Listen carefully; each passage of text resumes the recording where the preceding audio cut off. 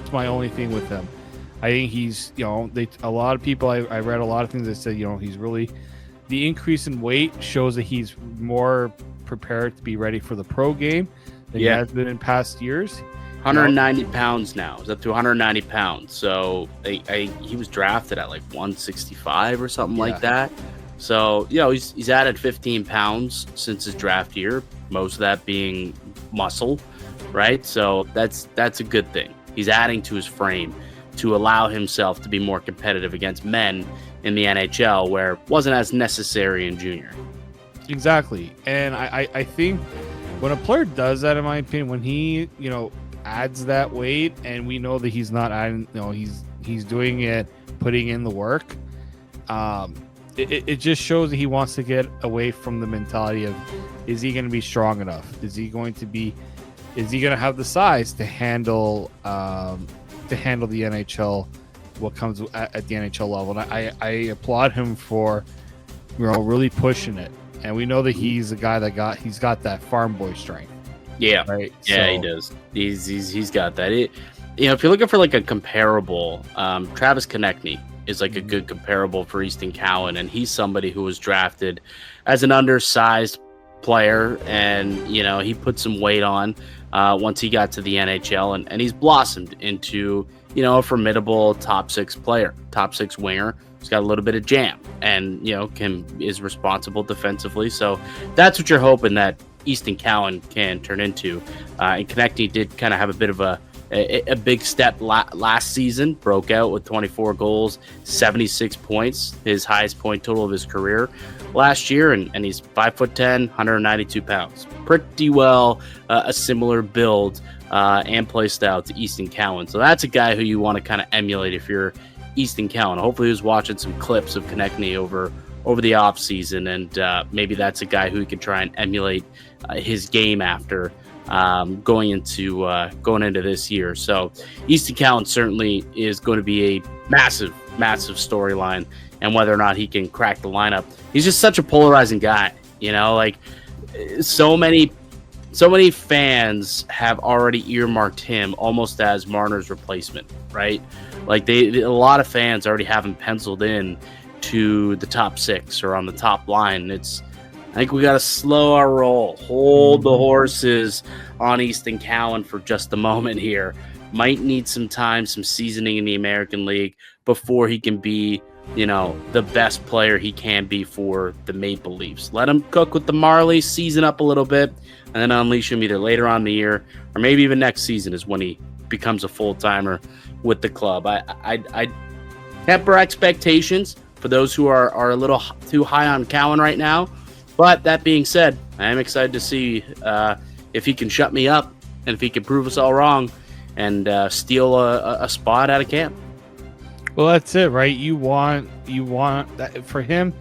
He at least wants the opportunity to show, right? I think it's tough when people have already penciled you in and say, "Yeah, you're going to be with the HL." Like, give him at least the belief that he can make it, because then some players, where they feel like they've already got things kind of predetermined for them, it can kind of impact. In my opinion, I've seen it kind of impact their mentality a little bit. Yeah, in a way, kind of like Nick Robertson. I'm sure if he would have had another chance to do it over again, he probably would have gone about his path maybe a little bit differently.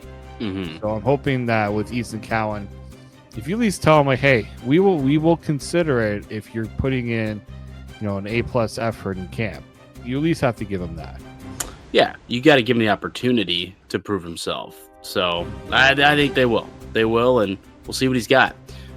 We got one more storyline each that we're keeping an eye on heading into training camp. We'll take a break and we'll come back and we'll talk about that and what else is going on around the NHL as training camps are set to begin. I'm Mike DiStefano with Dave Morisuti. You're listening to the Locked On Leafs podcast, part of the Locked On Podcast Network.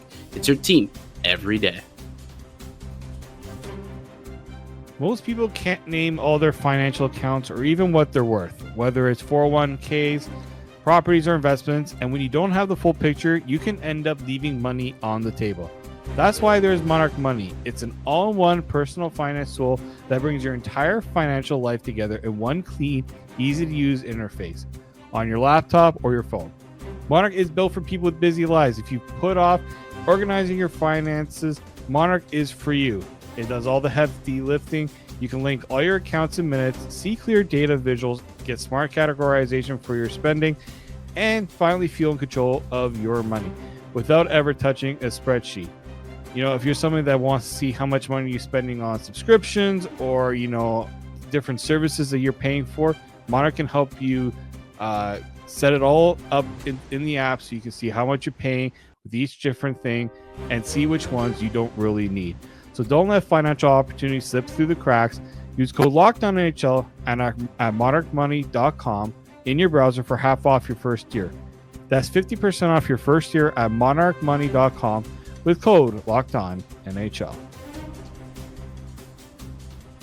Welcome back into the Locked On Leafs podcast. Mike DiStefano, Dave Morrissey with you, as we are each and every day here on the Locked On Leafs podcast, breaking down the latest in Leafs Nation. Make sure you subscribe to the Locked On Leafs podcast wherever you get a podcast, and also on YouTube as well.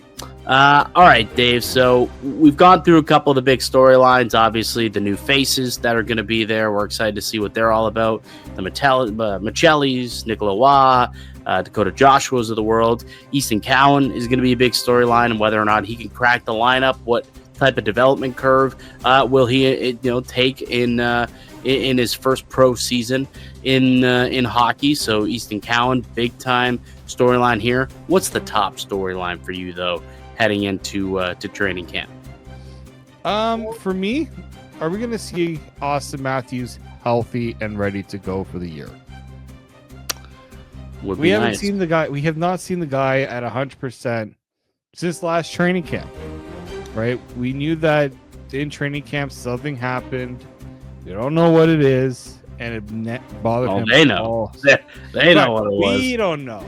They knew. We had no idea. The doctors in Germany knew. We didn't know.